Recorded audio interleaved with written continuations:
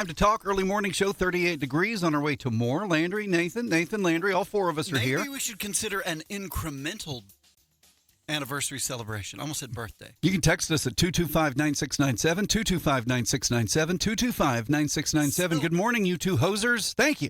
Celebrate for 5 minutes a day.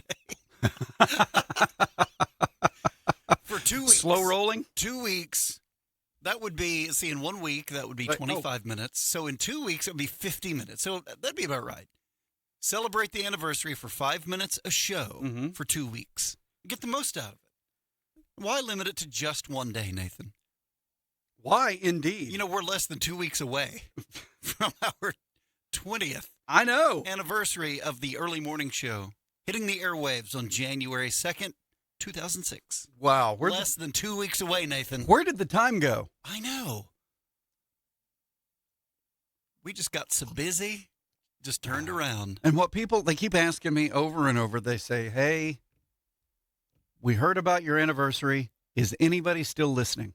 They just ask me over and over. And I say, 3 or 4 people. That's what I tell them. Why not? 6 minutes after Nathan and Landry, 225-9697. It's Christmas week.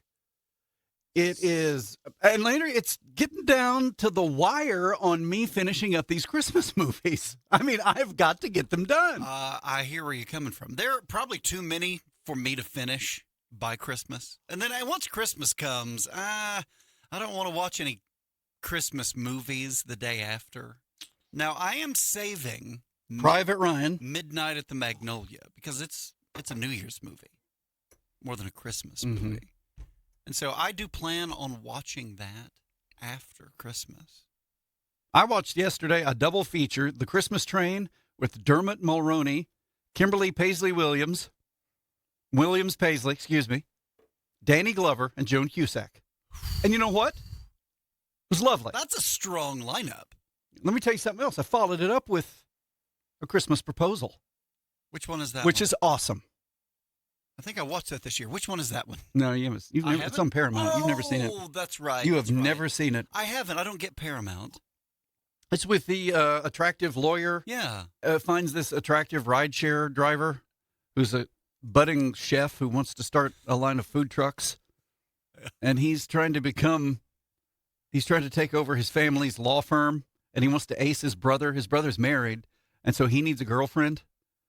And so they hook up this plan for her to pretend to be his girlfriend. And it's just lovely.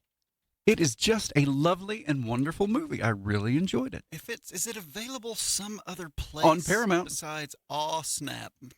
I'm having computer trouble. Oh, here we go. Oh. Not enough memory to open this. What is going on? What? Not enough memory. What? Get Dennis Teal on the phone. Before I lost the computer screen, I did learn that for $3.99 I could view it on Fandango. Oh. Fandango, Nathan. Just wanted to say thank you to everyone that helps with the Elk City Christmas lights in the park. My family and I went over Saturday night, and it is amazing. Lots and lots of hard work goes into that. That's from a listener. You know what? You're absolutely right. It does look beautiful, number one. Number two, it is a lot of hard work. It takes a long time, and that's why they get started in October. And that's why some people complain that they're putting up Christmas lights. Because it takes about 6 weeks to get all those dudes put up. So that's why they start so early, so they can have them all put up in time for Black Friday, because that's when Elk City begins its Christmas Light Festival. I call it a festival, Landry. It is a Christmas Light Festival in Ackley Park. Is the absolute best time of the year from Black Friday to Christmas? I mean, is that... It's the most wonderful... Haven't you heard the song? It's about a month, 3 weeks to a month, depending on how Thanksgiving falls. Well, in fact, frankly... I would take it back to about 2 weeks before Thanksgiving. I think from about November the 15th. What am I thinking? Of course it is. From November the 15th through, well, I mean, you could say New Year's Day, but it's still kind of cool. You're still in the post-Christmas glow the week after, and you've still got the New Year's holiday. So let's be generous and say from November 15th through January 1, best time of the year. Yeah, I love the run-up to Thanksgiving. And, of course, It helps if November feels like November. Which it finally did. If it feels like fall, I love Thanksgiving. I love November. And I love Thanksgiving, and I love the run-up to it. I like having something to look forward to. I like looking forward to Thanksgiving. I like looking forward to Christmas. I like having something to look forward to, Nathan. And you know what? This week, we have Christmas to look forward to. We do. Because it is here. It's the joy of having plans and just something to do, knowing you have something to do. Well, like our listener, I was also at the park Saturday night. We took our 11-year-old, took our youngest, only there about 30 minutes because she'd been there recently. Anyway, I know, they got there early and did a couple of the things. And you know what? It was nice. It was cool without being just frigid. Mm-hmm. I've been out there at Christmas in the park when it was just so cold. It was uncomfortable. It wasn't that way. I would call it cool. There was a breeze, and it was cool, and there were a lot of people out. It was the last night for the weekend special activities. Now, let me remind everybody, the Christmas lights are going to be on every single night through New Year's. So you've still got a week and a half to enjoy the lights, and I encourage you to do that. That's one of my favorite things to do. Yeah, the weekend stuff is fun, the special activities in the park, that's great. But one of my favorite things to do is on a Monday night or a Thursday night, just go drive through the park or walk through the park. And just look at the lights, because it's still great, and they're still there. 96.5 KECO is the early morning show. Will there be a slumber party for the anniversary celebration? That's to be determined. Wouldn't it be great if there were slumber parties being held all over the listening area, just in honor of the anniversary? People having the sleepover on Sunday. Oh, let's see, what day of the week is it? Friday? Friday. On Thursday nights, all over the listening area, people having slumber parties, staying up all night until the show ends at 8 o'clock on the morning of January 2nd. For you to keep making money, your equipment and your machinery have got to keep running, and they will help you do that. American Hose and Supplies inside the Camrock building next to Fred's Steakhouse. Call Bob Maddox at 303-1123. That's Amhose. Let me update you on Paragon TV and Big Oak TV. They're done for the holidays. There are no Big Oak TV games scheduled this week. From all of us at Big Oak TV, may you have a very Merry Christmas. Live game coverage returns January 6th. BigOakTV.com. What about Paragon? Well, I'm here to tell you. Live broadcasts are done for now. They will return on Paragon TV December the 29th. Okay? And let me take just a moment to congratulate and thank and congratulate. We are awarding KECO Santa Christmas Heroes. Big thanks to businesses donating prizes. Dameron Jewelers, Windy Nissan, Culver Stone, and Cyclone Metal Buildings, DJ's Rentals and Sales, Shy the Repair Guy, Hutton Inc., Elk City Lube and Wash, 3B Pumping, The Depot, and CMD Plumbing. Want to see the moments and the stories? Head to KECOFM.com and click Santa's Heroes to watch the videos. So, this is Christmas. Have you ever thought about the Christmas songs you dislike? Probably. That's one of them. You know, John and Yoko. Okay, fan. I thought about bringing this up last week and then got busy. Is there a song that you just hate? Are there songs that you hate? Christmas songs? Christmas songs? Yes. I don't like that one, and maybe it's the Beatles, because I'm Simply Having a Wonderful Christmas Time by Paul McCartney. I don't like that one. So This is Christmas by John and Yoko and anybody else who sings it. And I'll tell you what. Simply Having a Wonderful Christmas Time by Paul McCartney. I don't like them. There's a song I can't stand, and it's called Grandma Got Run Over by a Reindeer. I hate that song. That may be at the top of my list. I heard that, was it last week? And I immediately shut it down because I cannot stand that song by the Yippers or the Youpers or the Limpers. Do you remember what the group was called? No, I don't. I did last week, one day. No, wait, it's Elmo and Patsy. Where are the Yippers? I don't know. That's Deer Camp, second week. Oh, Camp. God. Is that a Christmas song? No. It's about deer season. Equally lame. Elmo and Patsy? Yes, Elmo and Patsy sing Grandma Got Run Over by a Reindeer. On KMGL, one of our competitors, KMGL, the Christmas station, last week played All I Want for Christmas Is You. Which one? By Vince Vance and the Valley. Oh, well, good. And I pointed out to one of my kids, this is the original All I Want for Christmas Is You. It started. She said, what? Wait, that's not. I said, it's the same title, different song. Different song, same name. I like it. They came out pretty close to each other. And the woman who sang it was who? Lisa. Oh, what is Was she even part of Vince Vance and the Valiants? I don't think so. Lisa. I can't remember her name. Take back the holly, mistletoe. I would imagine growing up, I really thought the gal in that video was singing the song. And she wasn't. And she was not singing the song. She was moving her mouth, but the sound was Lisa Lane? Sounds about right. Was she lip singing? From the text line, I've been telling everyone on the internet that both of you guys are having a slumber party at your house, and I've been putting your addresses on there as well. That is so thoughtful. It really is. 16 minutes after 7, 96.5 KECO, 39 degrees. We're going to, can I just look? Can I just tell you, we're going to hit about 71 today, 73 tomorrow, 70. See what's ironic about the term slumber party? First of all, nobody says slumber. Isn't it funny we call it a slumber party when nobody uses the word slumber? Second of all, the last thing anybody wants to do at a slumber party is sleep. Yeah. We should call it a stay-up-all-night party. JD Tractor Repair, page 19 of the Penny News. Page 18, look at all those trailers, like this GR 16-foot bumper pull stock trailer for $10,975. Ooh, man, big cattle trailers, too. Like this GR 24-foot gooseneck cattle trailer, $16,875. GR 32-foot full-top, high sides, rubber lifetime floor, and all the upgrades, $25,780. Trailers, page 18 of the Penny News. Oh, Landry, my nose is itching. You know what that means. What do you make of that? Company's coming. People are talking about you. You sniff too much salt. Glue. Guess you picked the wrong week to quit sniffing salt. So if your farmer need a hose built, you can come in, we'll build it. Oilfield customer and need us to come out and see you, we'll come out and see you and take an order or pick up a hose, build it, bring it back to you. Solves that problem. I'm Brock Kalk, and my company is American Hose and Supply. We sell all types of industrial hose and fittings, oilfield or agriculture. You needed a hose like yesterday. We will stop what we're doing, and if we got to go to our Oklahoma City shop and get it, we'll do that. And I've done that for a lot of my customers. The business I've done with the oilfield, they got to see your face. Whether it's weekly, bi-weekly, monthly, whatever the customer prefers, that's what we're going to do. We sell all types of industrial hose and fittings.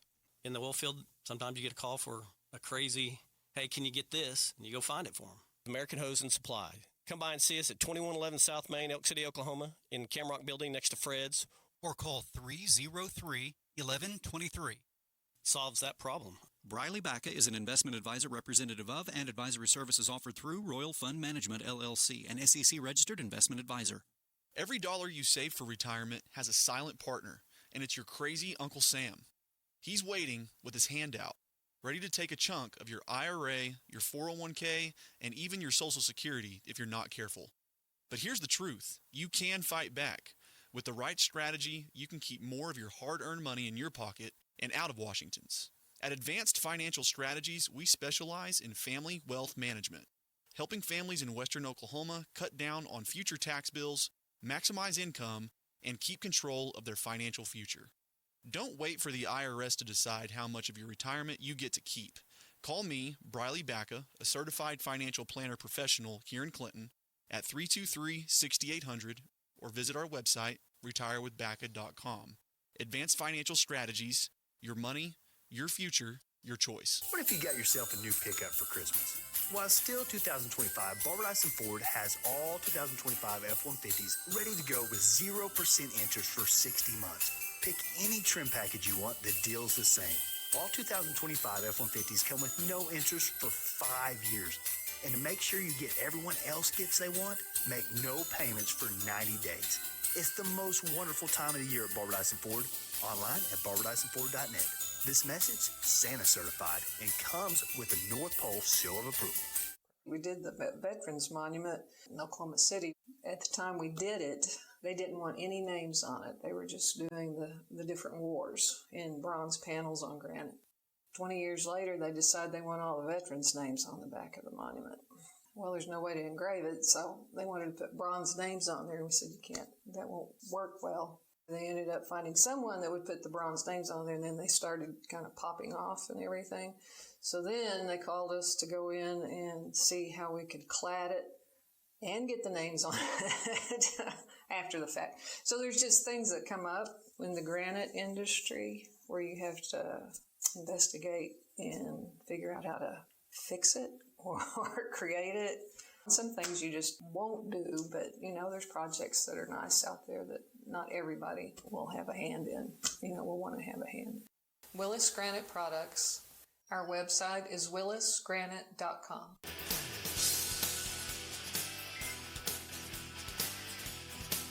Minutes after 7, 96.5 KECO's The Early Morning Show. 39 degrees, clear skies. We're going to break 70 every day this week. In fact, Christmas Day could be 80. So Monday through Friday, we should break 70. You have an uncle who's rooting for you to have a big retirement, and he's waiting on you so he can get a big chunk of it. Your Uncle Sam, do you want to kick him out of your retirement? Advanced Financial Strategies in Clinton, block and a half south of Homeland. The website, retirewithbaca.com. Was I right? Did I get that right? Friday? Yeah. Monday through Friday, we're going to break 70. And in fact, Christmas Day could break 80. Stay tuned. But then, what's odd to me, then Saturday. Saturday's going to be 72. As disappointing as it is to think that on Christmas Day the temperature might reach 80, I did remind myself, I think it was this morning, that by the time the sun goes down, it's going to feel a lot more like Christmas than it did during the day. Because the sun goes down, it's going to cool off.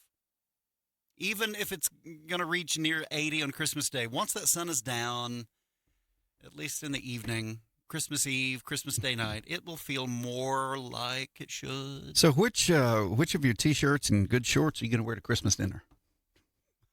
The cleanest. The absolute cleanest. Because it will be 80 on Nathan, Christmas Day. Friday night, the University of Oklahoma football team played a game. Yeah, they did. The University of Alabama football team. I'm sorry. I wanted to. And? There we go. Thank you. Thanks. Sorry. Anyway, the Sooners, round one of the college football playoff, taking on the University of Alabama Crimson Tide. I had people on campus at the game, and they were talking about how electric the environment was pregame. And it was. And for the first quarter and a half, Nathan, the OU football team absolutely dominated that game. Jumped out to a 17-0 lead early-ish in the second quarter. And the people in my house watching that game thought, well, this is outstanding. I thought, my goodness, they are going to drive Alabama into the ground. They're going to put them on a bus, send them back to Tuscaloosa now. I really thought that because for 1.5 quarters, OU wasn't just winning, they were dominating. And I thought, where has this team been all season? This is great. OU's back. We look like, the way OU was playing for the first quarter and a half, I thought they can challenge for the national title playing like this. Yes. And then OU fell apart. About halfway through the second quarter. Now, Kirk Herbstreit would say, well, it started with Alabama's first touchdown. This old boy caught the ball, and he ran through 3 tackles, and a fourth would-be tackler touched him somewhere around the goal line. That guy wanted it badly. I point to, I don't know if it was the next time OU had the ball or the time after that. It's third and longish. It's third and long. Mateer scrambling. 3rd and 3. It was just 3rd and 3. Was it just 3rd and 3? Yes. It was Mateer was scrambling. He could have run the ball and picked up a first down. But, 30 yards down the field is running back Xavier Robinson, and he's open. Mateer throws it to him. He's open. The ball hits Robinson in the hands. He drops it. So OU punts. And it was that punt, that attempt at a punt, that the ball was dropped by the punter. Alabama gets the ball somewhere around OU's 30-yard line, scores a field goal. From there, the game was over. It was as good as over at that point. OU jumped out to a 17-0 lead in the first quarter and a half, and in less than 7 minutes, Nathan, at the end of the second quarter, Alabama tied OU. Scored 17. So 17 at halftime. And then in the second half, OU got within 3 points in the fourth quarter. but could not capitalize. But it was an entire team effort by OU in losing the game. When you've got a really good punter who drops the ball, he dropped the snap. For no good reason. It's not like it wasn't the weather and it wasn't pressure. It wasn't a bad snap. He just dropped the ball. You've got the best field goal kicker in the country, the Lou Groza Award winner, who had only missed one field goal all season.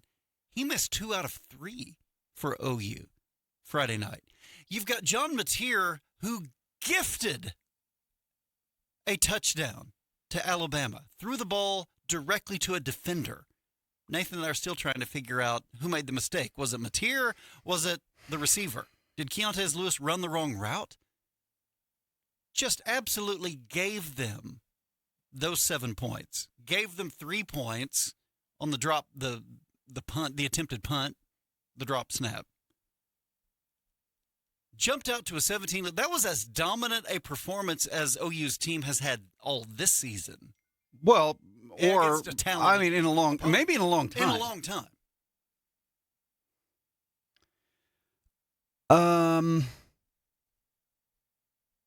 With the way things were on campus, with the whole, hey, we're excited, let's all come out and be excited.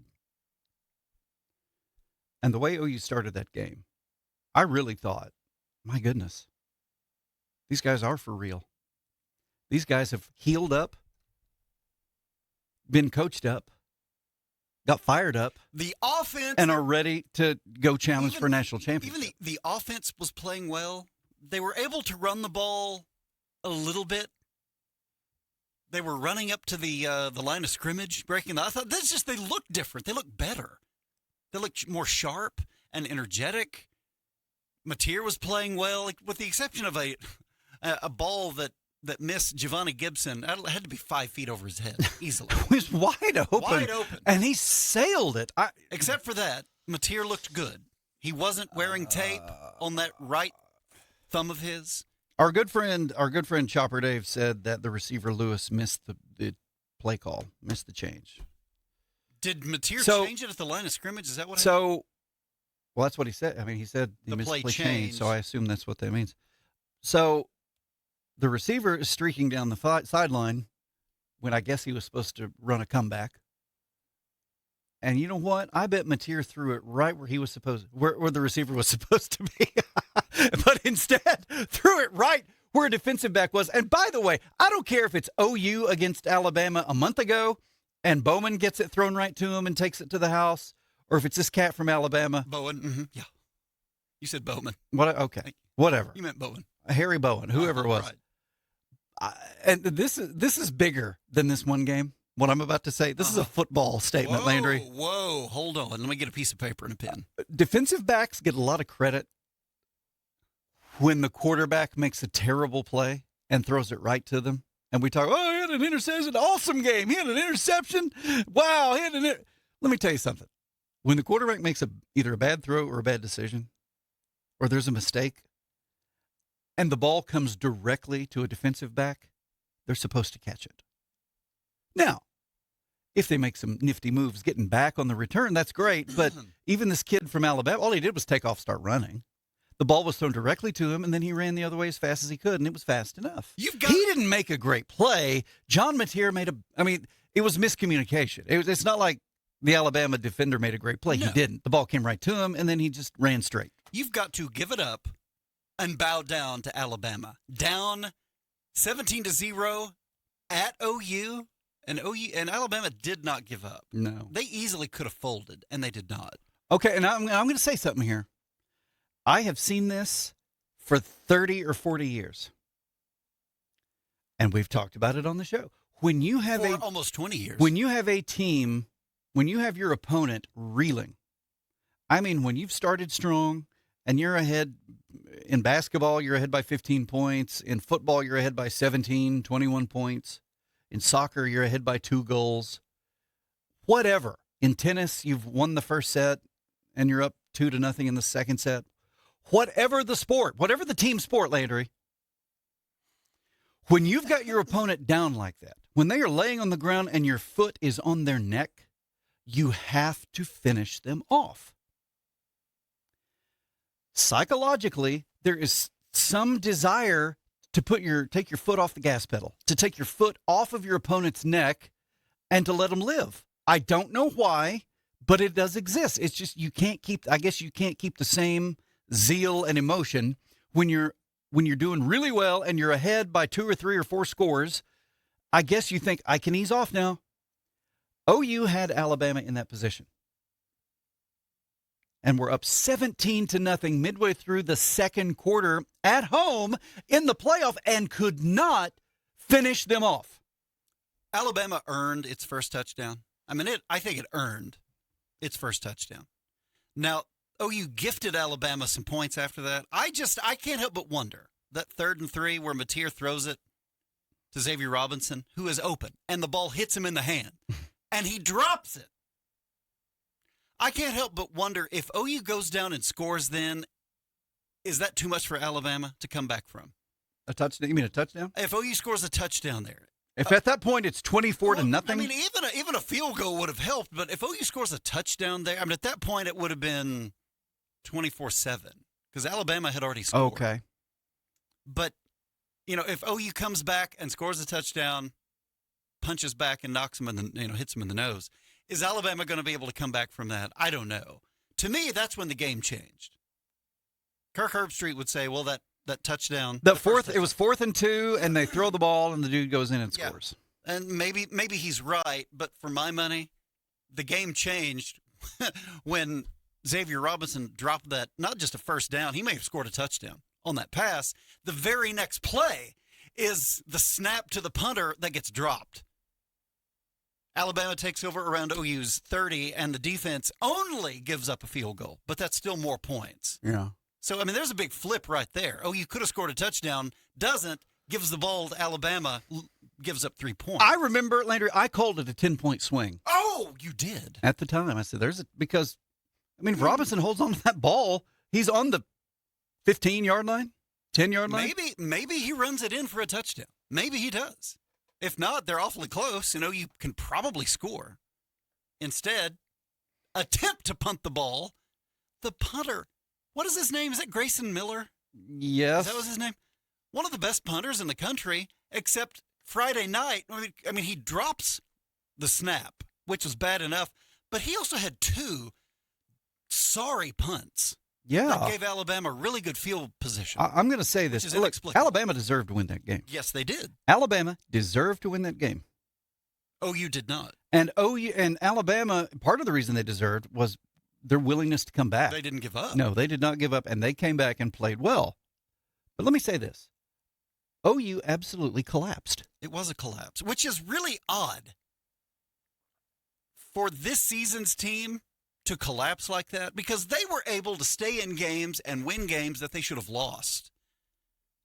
At Tennessee, at Alabama, they were able to beat those two. Probably should have lost. Teams. Probably should have lost to LSU. And should have lost to LSU at home. So there are 3 games they probably should have lost, and they were able to win.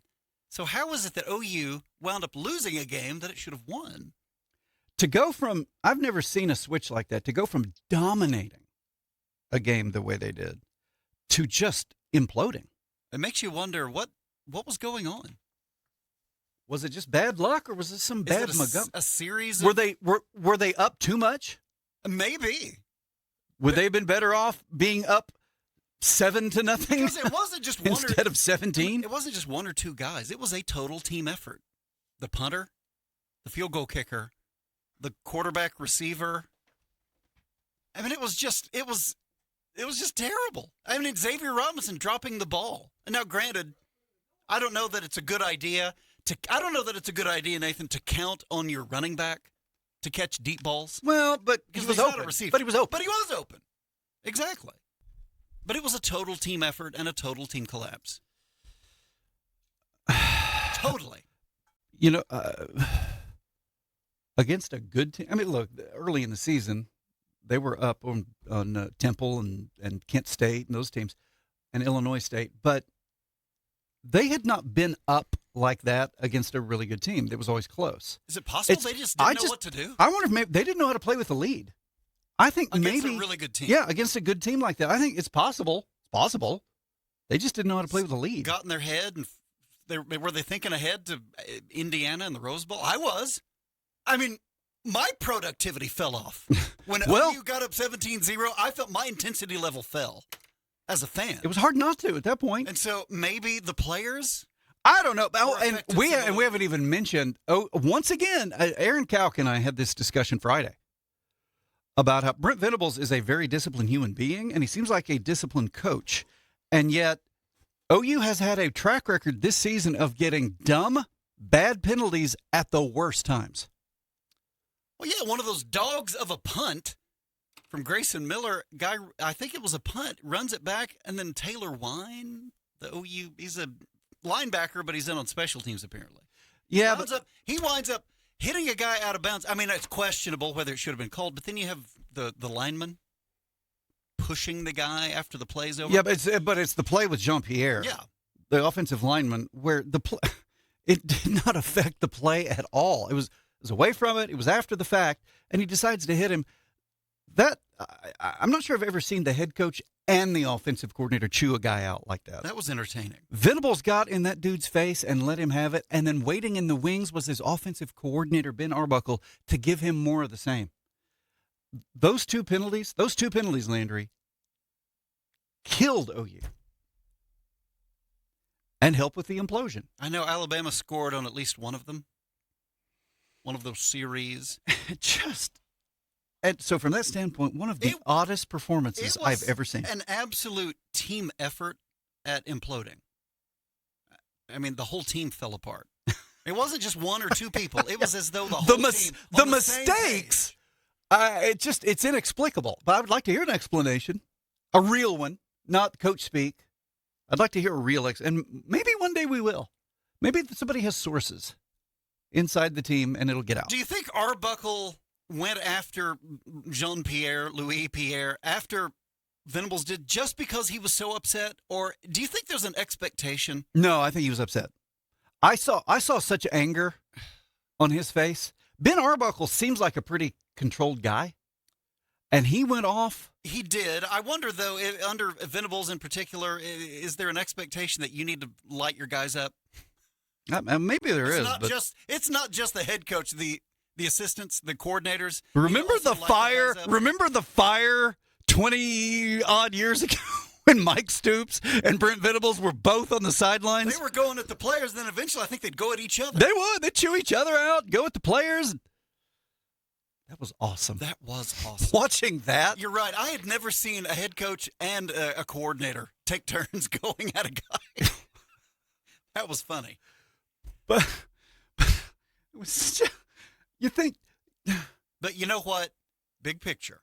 And Jenny Carlson's right. Even though it didn't end, the season did not end the way that OU or its fans wanted to.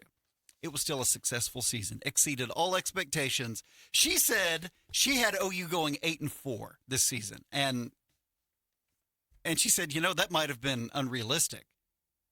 They should have gone about 7-5. If they had gone 8-4, that would have warranted a parade down Lindsay Street in Norman. I said Venables probably had to go 8-4 to keep his job.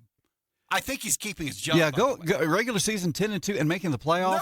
Nobody saw that. Nobody had OU with double-digit wins making the playoff. Nobody. So in that sense, OU overachieved, except in the last game of the season. It just. They're now 0-5 in playoff games. Wouldn't it have been great to get at least one playoff win and to go play in the Rose Bowl, even if you lose against Indiana? And OU probably would have. I look for Indiana to beat Alabama. It would have been great to get that one win at home against Alabama in the playoff and then go to the Rose Bowl and play Indiana. Keep chugging that coffee. The Brewer boys will be back with the early morning show in a couple of minutes. You got 5-6 tractors out there, you got a dozer, a traco, a grader, something like that. I mean, you go through a lot of oil in the season. I mean, you'll use a few hundred gallons in a season. So here at Camrock, we have the same specification oil as the other brand, where people think that they have to use that for a certain color on their tractors and stuff like that. But we have the same oil specifications as they do. Works just as well, does the same thing, lubes it just the same. Price comparison is, it's not even a comparison. We have a better price than anybody around on that type of oil. They can come in and talk to us, see what they want, or give us a call, and we can come out and see what they have, fill their tanks, set them tanks. That's what we've done here in the past. We've converted a lot of farmers over to our brand. brand, our house brand of motor diesel oil. The price savings it's huge for them. We sell it to oil field companies also. They use it in frac pumps. And they're not happy, you know it, and it's working great for them. Camrock is the name of the company. It's 2111 South Main, Elk City, south of Fred's Steakhouse. The price savings it's huge for them.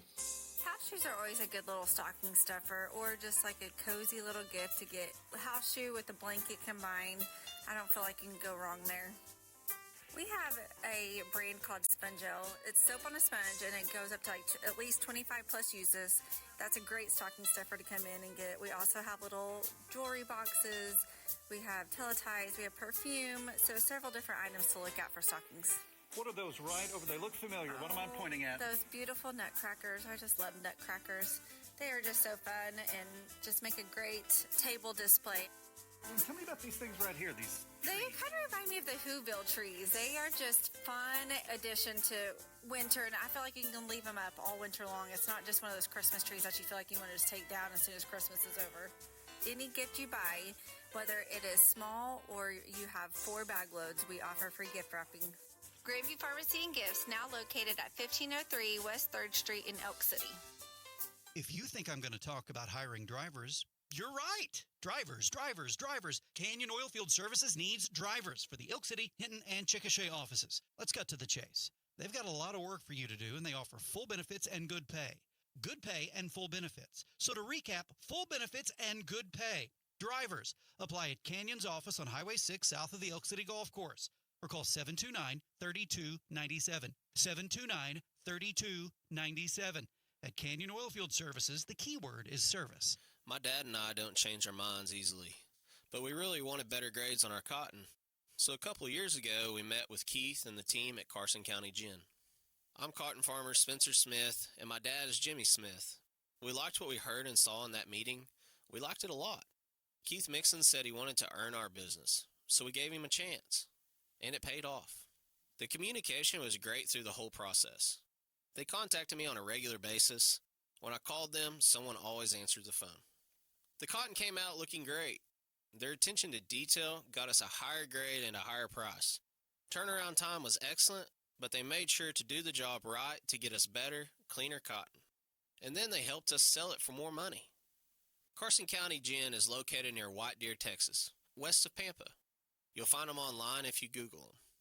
Dad and I trust the team at Carson County Gin with our livelihood. They're the kind of people we want to do business with. We rent most everything, from backhoes to mowers to lifts and chainsaws. DJ's Rentals and Sales, 225-1400 on South Main in Elk City.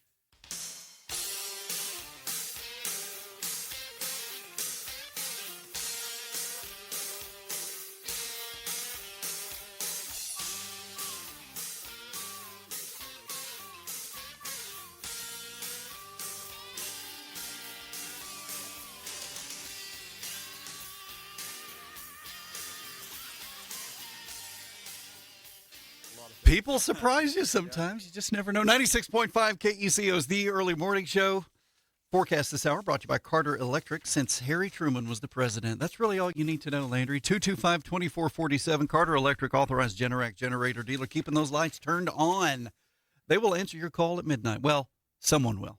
Your call will get through to someone at midnight. 225-2447. Today, sunny 71. South winds 10 to 20. Tonight, clear 40. Tomorrow, sunny and 73. So today, 71. Tomorrow, 73. Right now, it's about 39 degrees on the back porch. Winds, not bad. Humidity, higher than it's going to be. We need rain is what we need. I know this is a dry time of year, but you know what?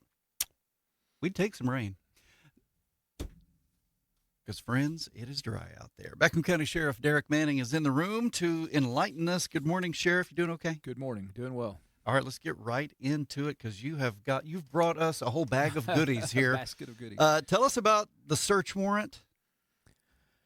Okay, so we were working a child abuse case. My detectives were in the central southern part of the county, and in the process of that, they realized that there was evidence inside the trailer having to do with the inside the residence, I should say, having to do with the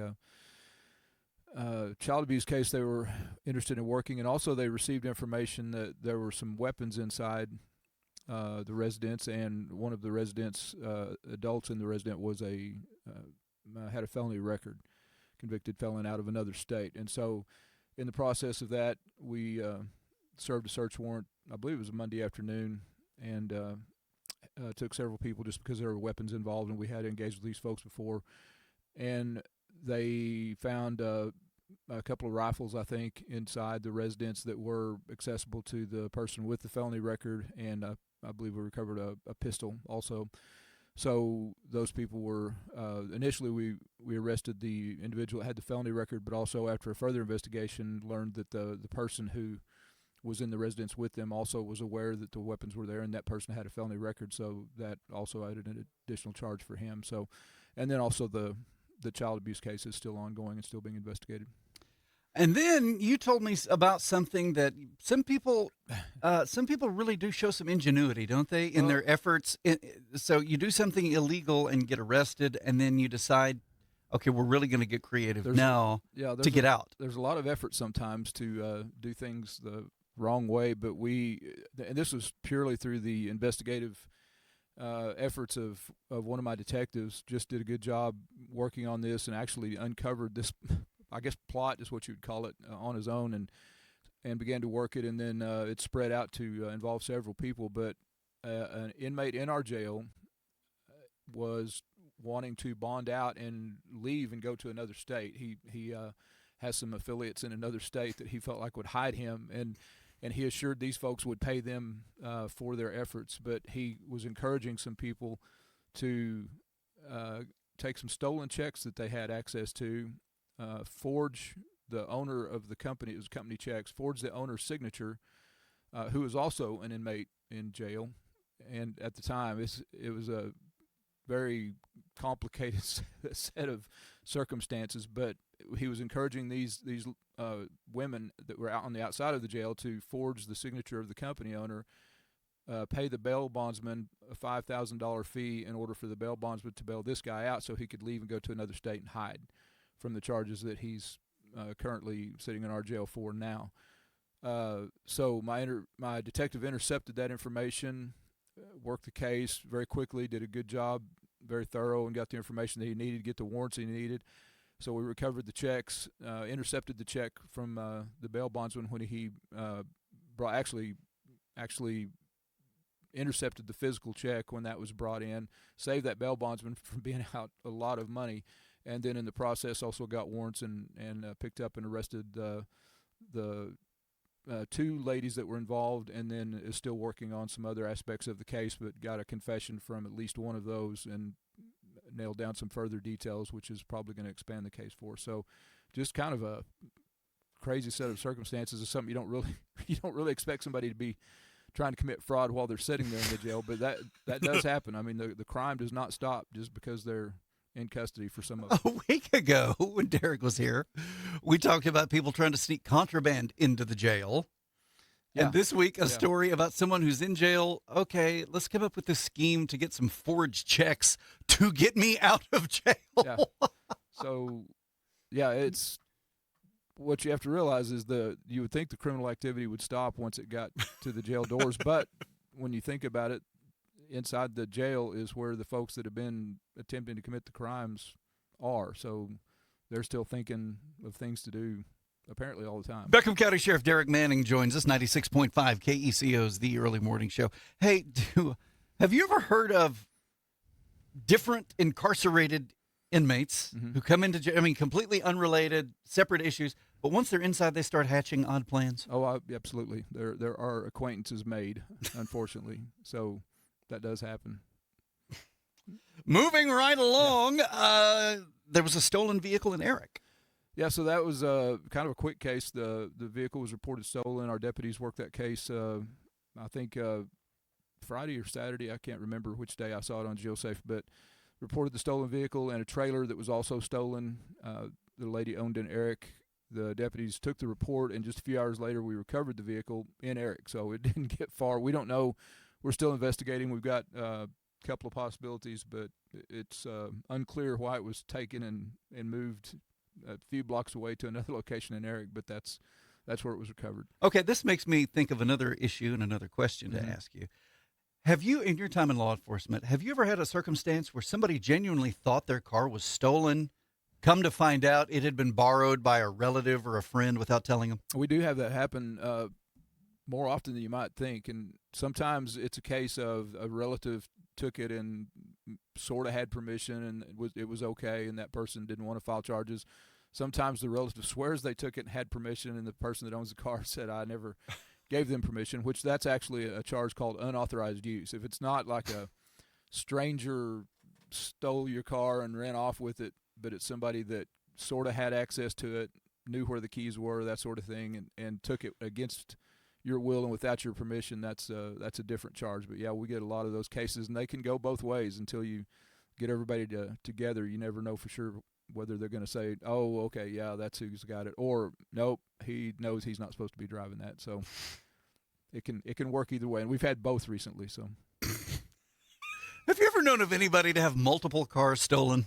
I have not. Well, I mean, not right off the top of my head. Don't we know somebody? Are we related to somebody who had multiple cars stolen? Because this person kept leaving his keys in the car? That can happen. Maybe part of the problem instead of part of the solution. Leave the keys in the car. Becker County Sheriff Derek Manning, 96.5 KECO's The Early Morning Show. Apparently there's a holiday this week? Yeah. Is that right? I've heard that. According to the gifts that I've wrapped yesterday. Keep buying? No, well, I volunteered. It was either help cook or help wrap gifts. So I volunteered to help wrap gifts yesterday. Because it's easy to do that and watch Christmas movies. You can, watch football or whatever. My deal is music. I like to listen to music while I do it.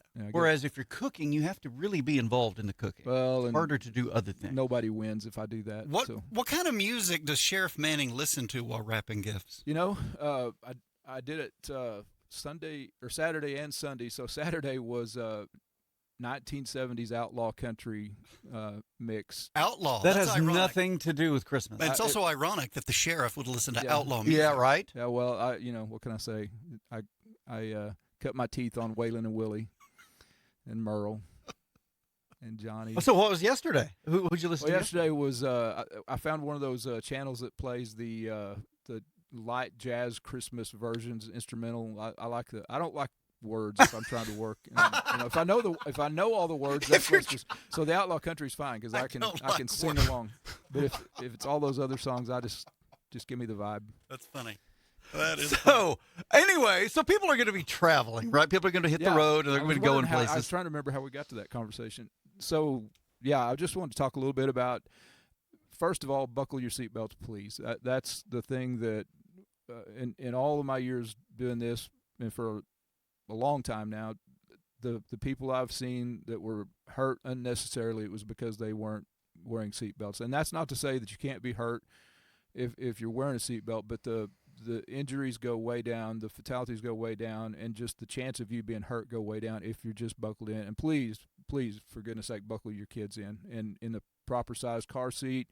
If they're small enough to need one, in the back seat if they're smaller. It's just there are some heartbreaking stories out there that I could tell you and that some of my old partners could tell you, especially around the holidays, of things that happen to families that seatbelt would have kept it from happening. So first of all, when you get in the car, buckle up and make sure everybody else is buckled up. And then leave a little bit early. I mean, we talk about that all the time. That's just and that's tough to do, I know, because I'm not going to say we've always managed it.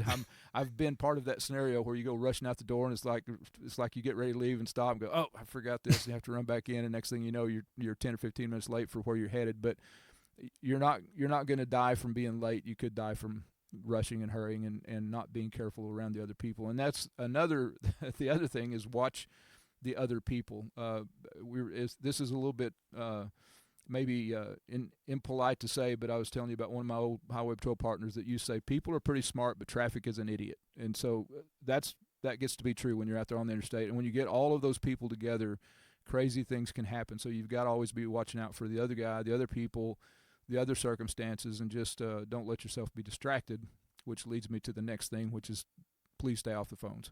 Let somebody next to you do the co-piloting. If you've got to do something on your phone and you don't have a navigator in the car like I always do, just pull over and do it, and don't endanger your life and everybody else's. But this is a great season. It's Looks like it's going to be beach weather, but we don't have to worry about the snow and ice this year, so that's great. But just don't let hurrying and lack of preparation and lack of wearing seatbelts and that sort of thing get you hurt unnecessarily, and take care of your family.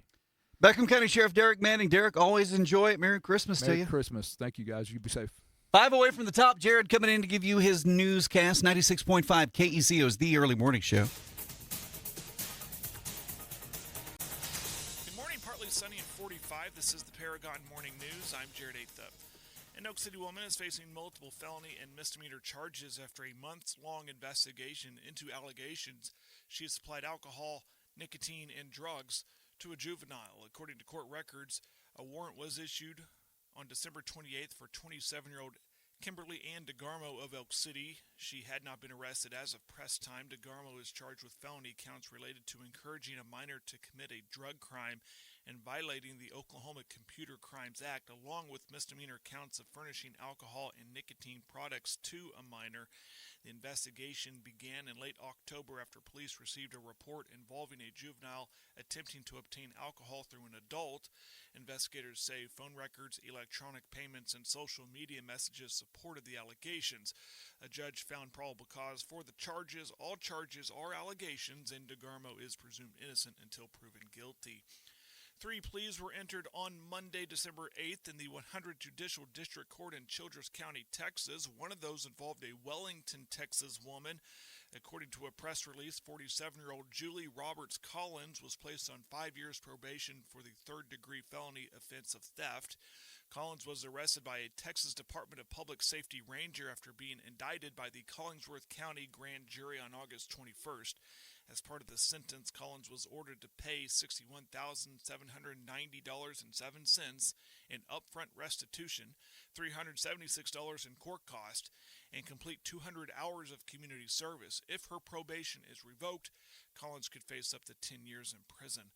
A Beckham County man is facing multiple charges after a violent incident at a local hospital. Beckham County Sheriff Derek Manning says deputies were assisting another agency and transported an intoxicated man to the hospital when the situation escalated. But he did kick a nurse, or hit a nurse, and then I think he assaulted one of the ambulance workers that was there, and then he kicked my deputy in the face and jaw. The man was taken back into custody and now faces additional charges, including assault on healthcare workers and assault and battery on a law enforcement officer, along with his original public intoxication charge.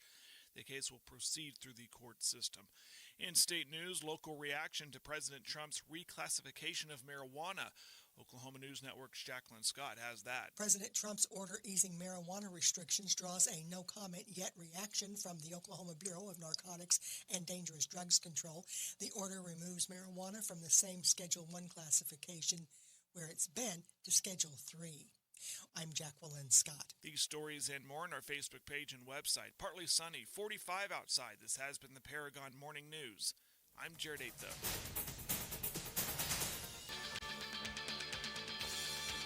96.5 KECO's The Early Morning Show. Through New Year's Eve, BD Ford offering 0% for 5 years on all 2025 Escapes, Explorers, F-150s, even Transit vans.